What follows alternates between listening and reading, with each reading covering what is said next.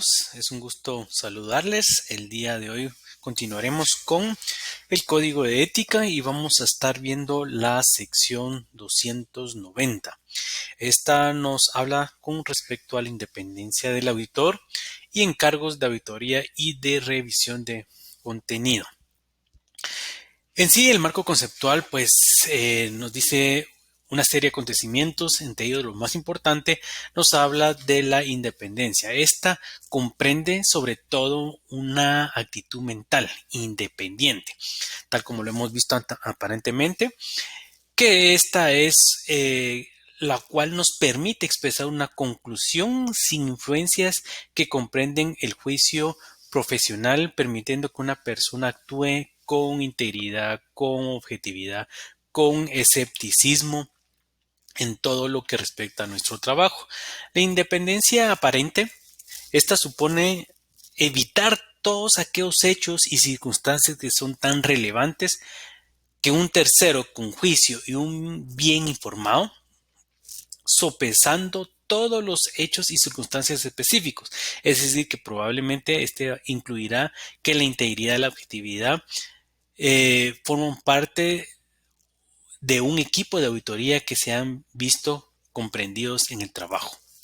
Los profesionales de la auditoría aplicarán el marco conceptual con la finalidad siempre de identificar las amenazas en relación a su dependencia o con la independencia mental que amerita, evaluar la importancia de las amenazas que se han identificado y sobre todo cuando sea necesario aplicar estas salvaguardas para eliminar las amenazas o reducirlas a un nivel óptimo. En la evaluación de la importancia de una amenaza, pues se debe tomar en cuenta tanto los factores cualitativos y cuantitativos.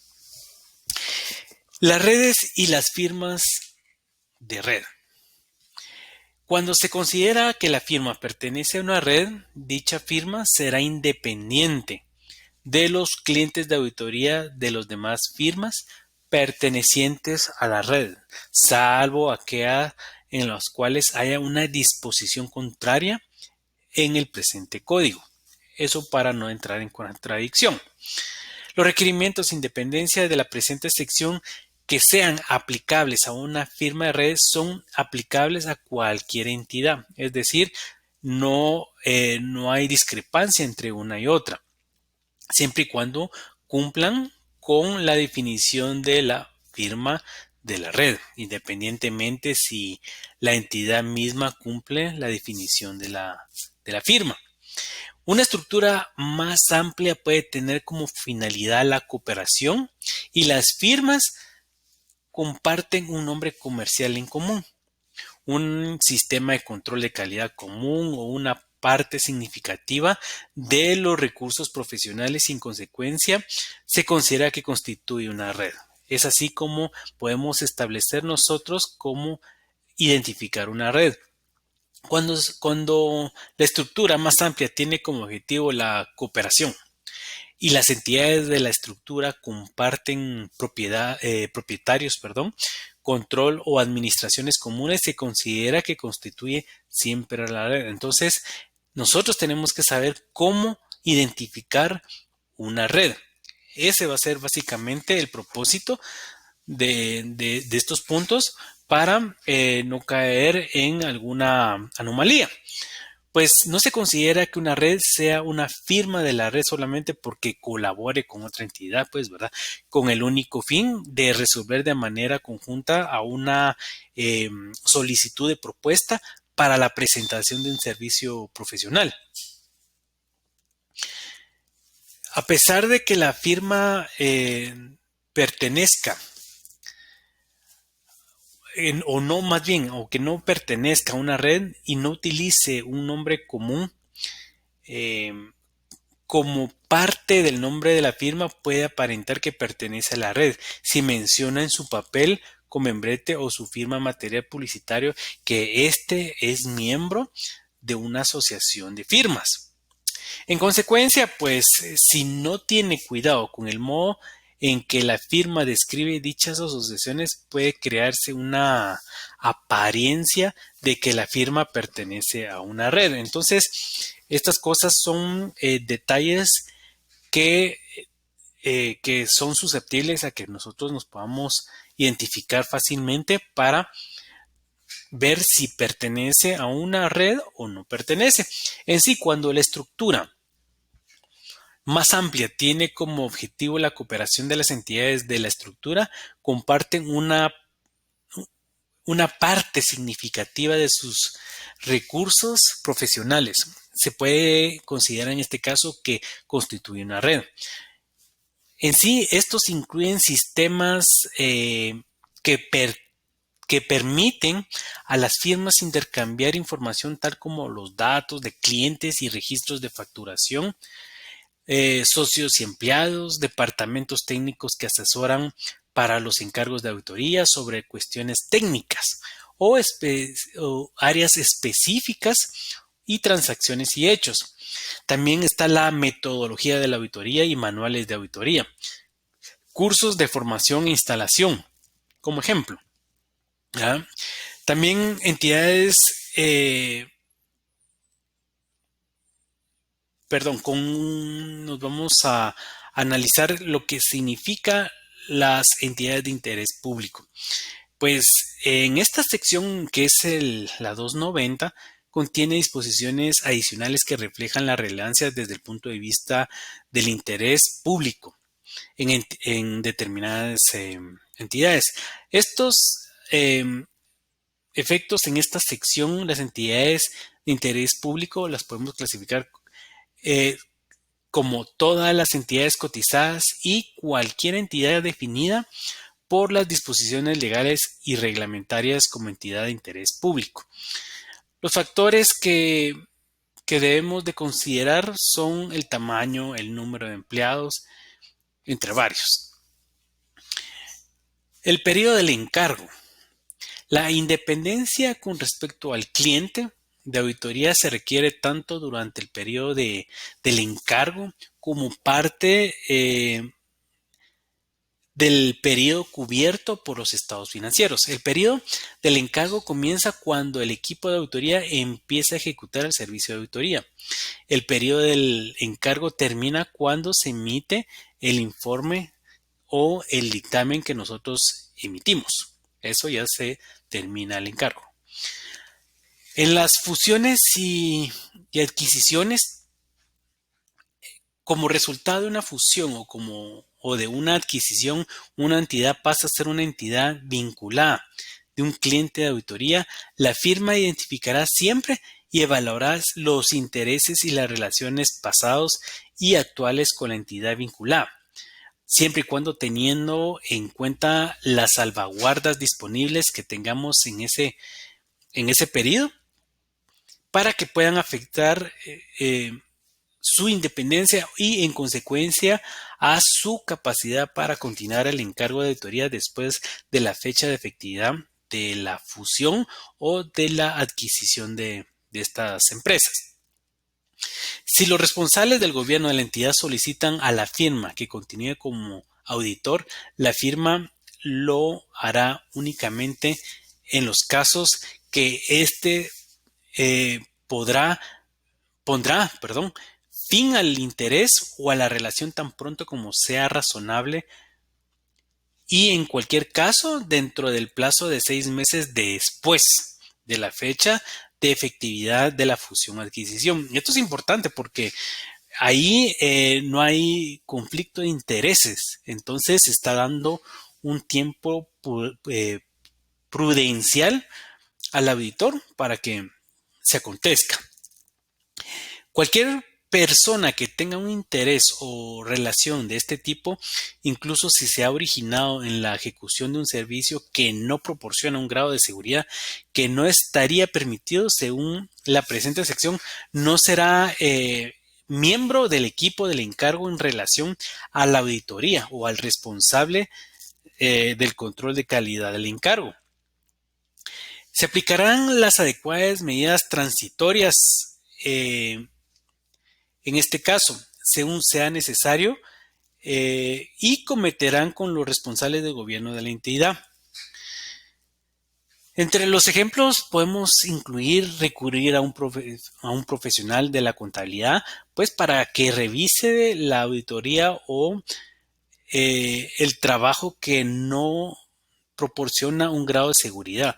Esto es importante, que ver todos estos asuntos, ¿verdad? Igual que no sea miembro de la firma que expresa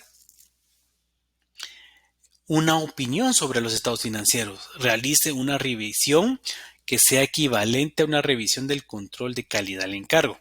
Y por último, pues contratar a una firma para que evalúe los resultados de los servicios que no proporciona un grado de seguridad o que en este caso la firma realice de nuevo dicho servicio con la extensión necesaria para que pueda realizarse la responsabilidad del mismo.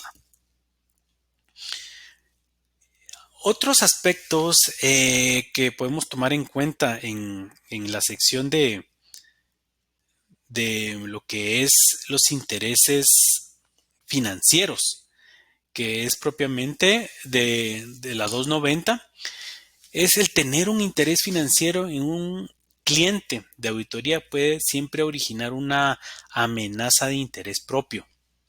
La existencia de una amenaza y la importancia de la misma dependen siempre del rol de la persona que tiene el interés financiero, obviamente, y si el interés financiero es directo o indirecto. De todos modos, a lo largo, pues hay un interés. Entonces, si hay un interés, con mayor razón, hay algo delicado ahí que no podemos dejar pasar. Si un miembro del equipo de la auditoría o un miembro de su familia inmediata o una firma tienen un interés financiero directo o un interés financiero indirecto material en la auditoría, la amenaza del interés propio es tan importante siempre porque ninguna salvaguarda puede reducir el riesgo. Entonces, si hay un interés de por medio, obviamente pues no va a haber una salvaguarda porque sería un cubrimiento. Mas, sin embargo, se evaluará la importancia de la amenaza y cuando resulte necesario, se aplicarán las salvaguardas para eliminar o reducirla a un nivel aceptable, dependiendo el caso siempre. Entre estos, pues, ejemplos, podemos mencionar recurrir a un profesional para que revise el trabajo del miembro del equipo de auditoría. Retirar a dicha persona del equipo de auditoría, que seguro que es lo primero que se debería de hacer. La venta por parte del familiar próximo tan pronto como sea posible de la totalidad del interés financiero o la venta de una parte suficiente del interés financiero indirecto, de tal modo que este interés restante ya no sea material, o sea, tenemos que reducir este grado de interés para reducirlo y que no sea material para nuestro juicio profesional. La existencia de una amenaza y la importancia de la misma siempre van a depender factores como en el caso del papel del profesional en el equipo de auditoría, o sea, qué tan impactante puede ser que esta persona tenga un interés. O sea, hay que ver el rango, digámoslo así, que esta persona desarrolla. Y si la propiedad de la entidad está concentrada o dispersa. Desde luego, el grado de materialidad del interés es importante.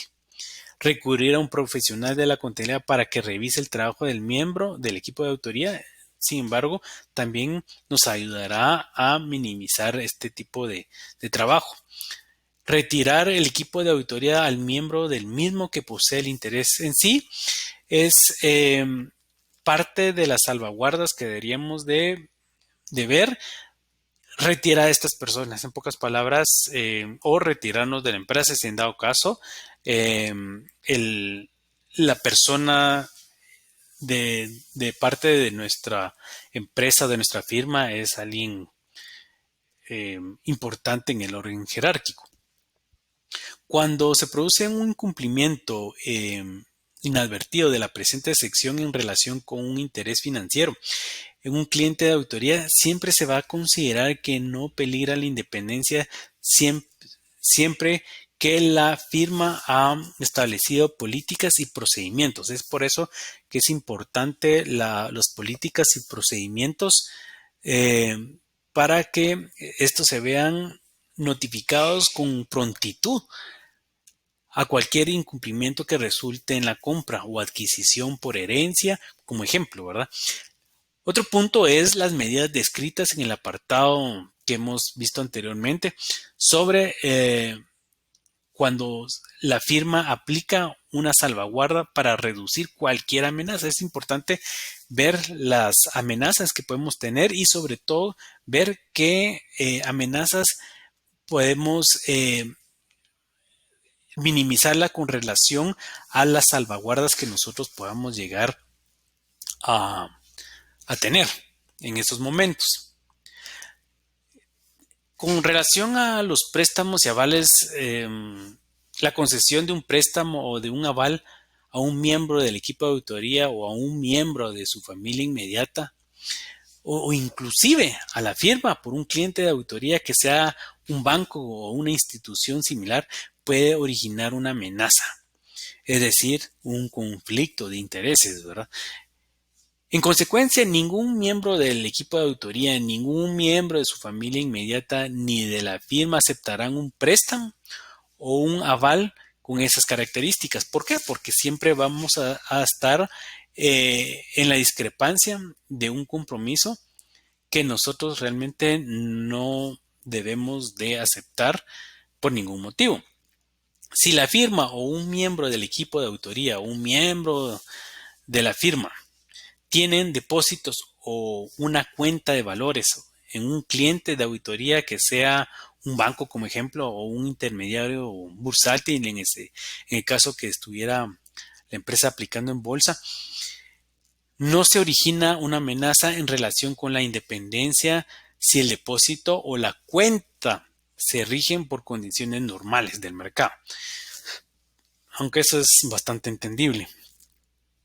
Eh, las relaciones empresariales siempre se produce una relación empresarial estrecha entre la firma o un miembro del equipo de auditoría si existe una relación mercantil, eso es lógico, o un interés financiero común, o puede originar una amenaza de interés propio o de intimidación.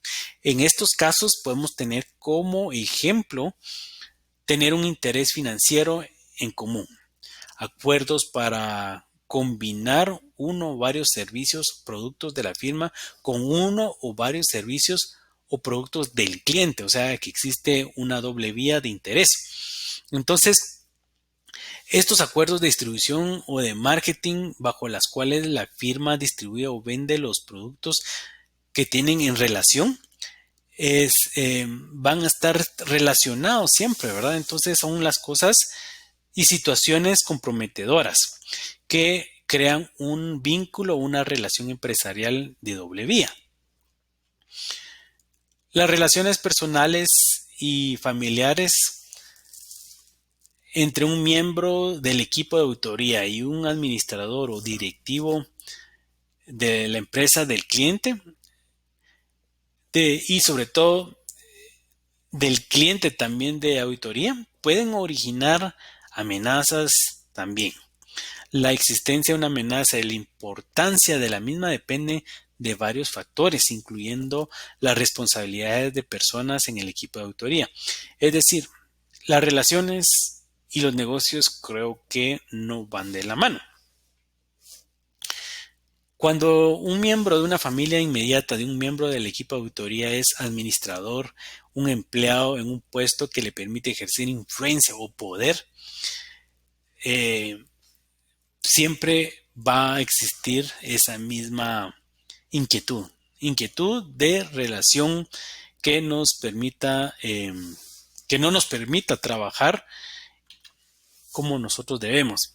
Por eso se originan amenazas en relación con la independencia cuando un miembro de la familia inmediata es un empleado del cliente, imagínense, con un puesto que le permita ejercer una influencia significativa. Por ello, la importancia de las amenazas depende de factores importantes como el puesto desempeñado, el papel del profesional, del equipo de nuestro lado, que seríamos los auditores, y, y sobre todo evaluar o se debería de evaluar la importancia de la amenaza.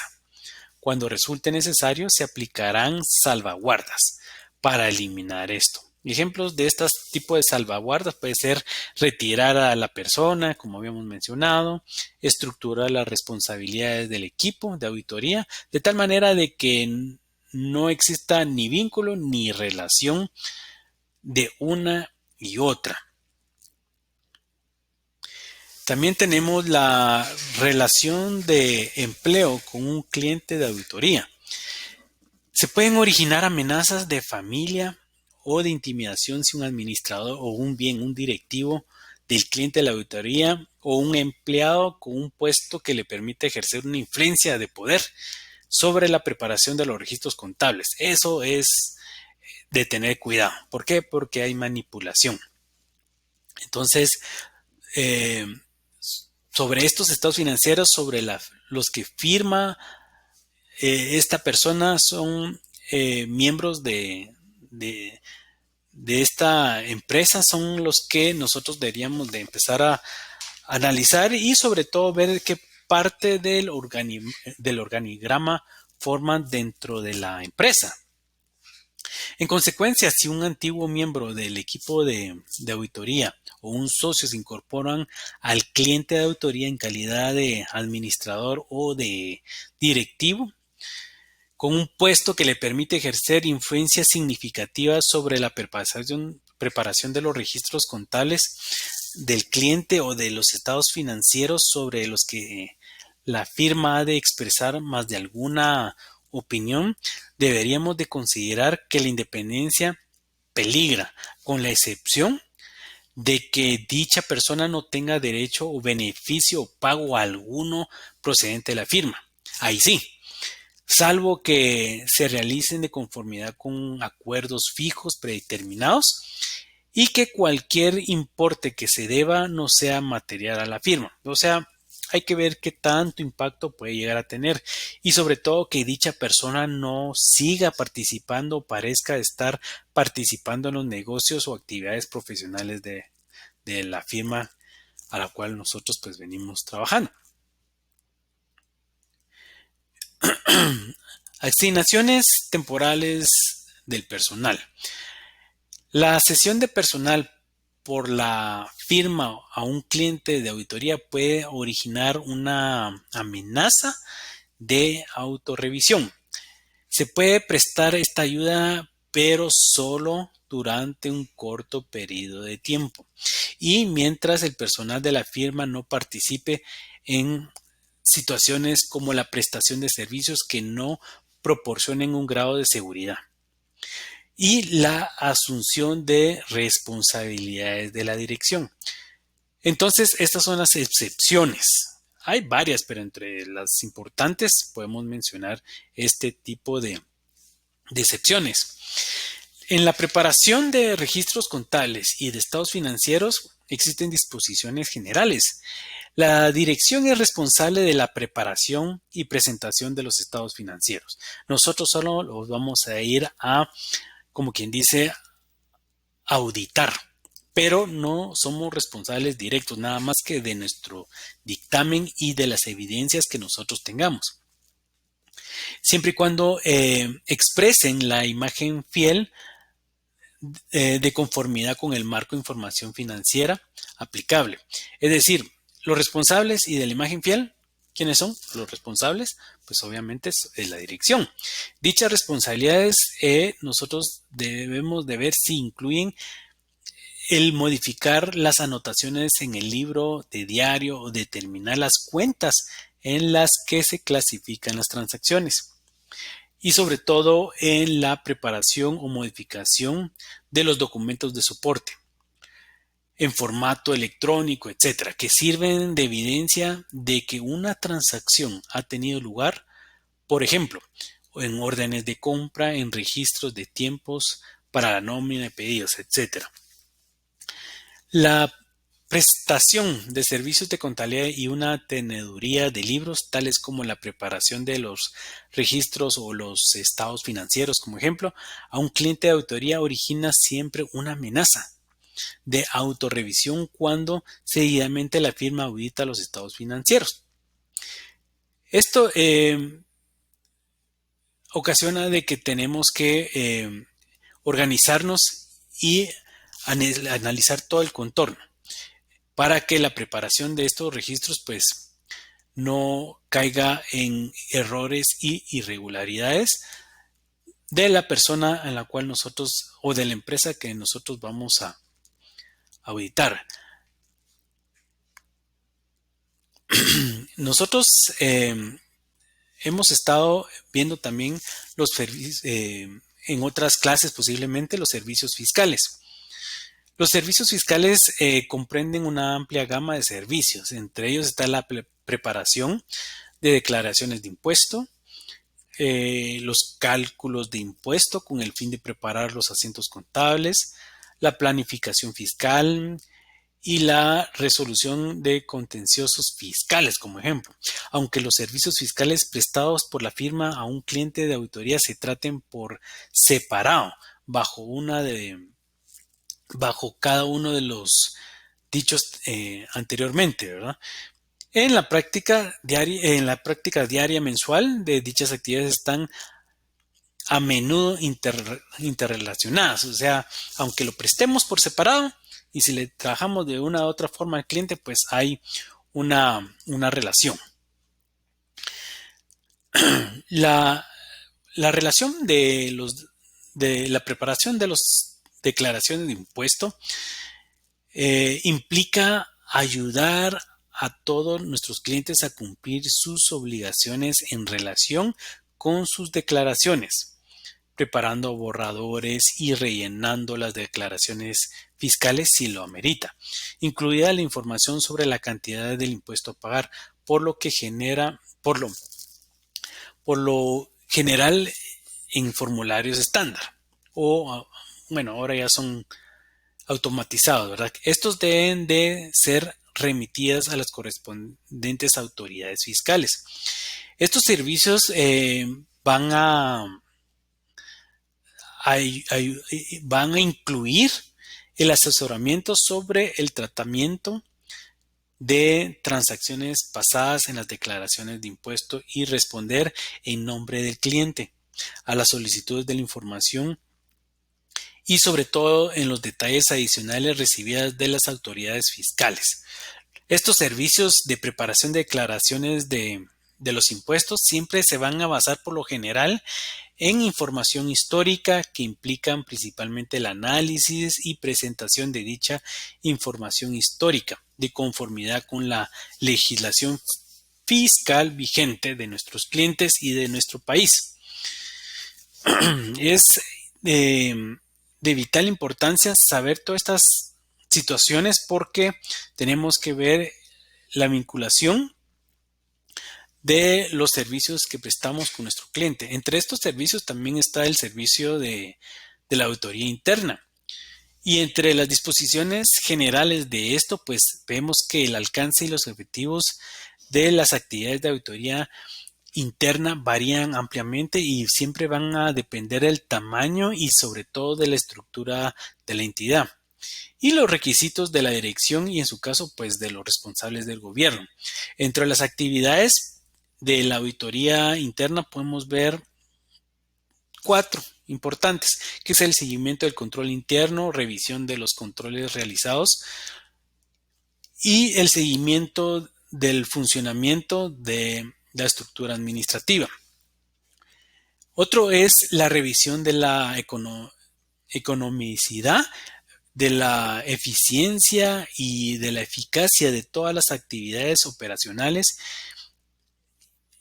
financieras y no financieras.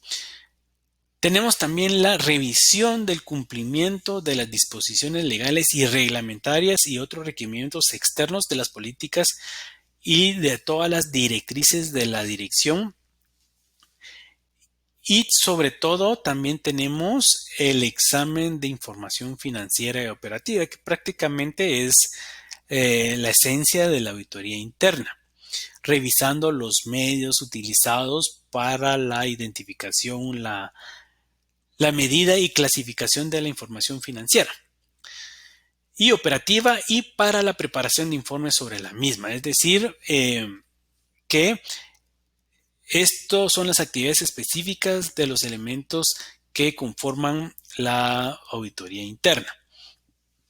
Los ejemplos de los servicios de auditoría interna que implican asumir responsabilidades de la dirección incluyen aspectos como el establecer políticas de auditoría interna, dirigir y responsabilizarse de las actuaciones de los empleados de auditoría interna de la entidad, obviamente, decidir de las recomendaciones resultantes de las actividades de auditoría interna que serán implementadas, es decir, darle también seguimiento a todas las sugerencias que la auditoría manifiesta a la dirección, pues obviamente ver que se implementen, así como también el informar sobre los resultados de las actividades de la auditoría interna, asumir la responsabilidad del diseño, la implementación y el mantenimiento del control interno del cual nosotros estemos trabajando. Es importante saber que también los servicios jurídicos dentro de la empresa van a prestar un apoyo al cliente para la ejecución de una transacción. Como ejemplo, temas contractuales de asesoramiento jurídico y la reestructuración muchas veces. Estos pueden originar amenazas de autorrevisión también. La existencia de una amenaza y la importancia de la misma van a depender de factores como la naturaleza del servicio que nos van a prestar estas entidades. Si presta el servicio un miembro del equipo de autoría y la materialidad de cualquier cuestión en relación a los estados financieros. Esto también nos lleva a los honorarios, pero de los honorarios yo creo que ya fuimos bastante enfáticos, pero podemos mencionar que la importancia de la amenaza depende de los factores, en este caso, si hablamos de los honorarios del importe relativo de la estructura operativa de la firma. Si la firma está bien implantada o si es nueva, la importancia cualitativa y cuantitativa del cliente. O sea, estas amenazas son las que nos pueden venir a afectar. Sin embargo, se evaluará la importancia de la amenaza y podemos tener salvaguardas para ello. Como ejemplo, reducir la dependencia con respecto al cliente, realizar revisiones externas del control de calidad. Esas son unas salvaguardas como ejemplo, pero dependiendo del caso que nosotros estemos analizando, pues así también vemos la salvaguarda que en el momento preciso pues nos pueda venir a afectar, pues siempre debería de buscar una amenaza adecuada al tamaño de la situación que nosotros vayamos a enfrentar. Esta sección de la sección de la 290, de la segunda parte de lo que es el código, es bastante extensa. Sin embargo, pues estoy haciendo un pequeño resumen con respecto a esta sección. Sin embargo, es de vital importancia de que ustedes la lean. Es bastante larga, pero importante. Otro aspecto importante es la responsabilidad de la dirección. Sin embargo, las responsabilidades de la dirección comprenden el liderar y dirigir la entidad, incluida la toma de decisiones significativas en relación con la adquisición, el despliegue y el control de los recursos humanos, financieros, materiales de la entidad. El determinar si una actividad es responsabilidad de la dirección siempre va a depender de las circunstancias y exige la aplicación de juicio. Los ejemplos de actividades por lo general se consideran responsabilidades de la dirección de la empresa o de nuestro cliente, que incluya básicamente la fijación de las políticas y la dirección estratégica, la dirección y asunción de la responsabilidad con respecto a las actuaciones de los empleados de la entidad, autorizaciones de las transacciones y la decisión acerca de las recomendaciones de la firma o de terceros que se deben de implementar.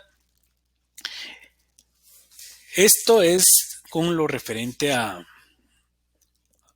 todo lo que se refiere a la dirección de la empresa de nuestro cliente. Es así como concluimos básicamente con todo lo referente. Este es un pequeño resumen. Sin embargo, hay bastante información en la cual podemos discutir en clase para que podamos enfatizar más directamente aquellos puntos que no se lograron entender o sin embargo tienen duda. Este próximo día de clase pues vamos a resolverlo y poder hacer un foro del mismo para que terminemos de entender todas estas relaciones que nosotros tenemos con nuestro cliente. Es así como llegamos al final de esta clase y nos vemos en la próxima día de clase.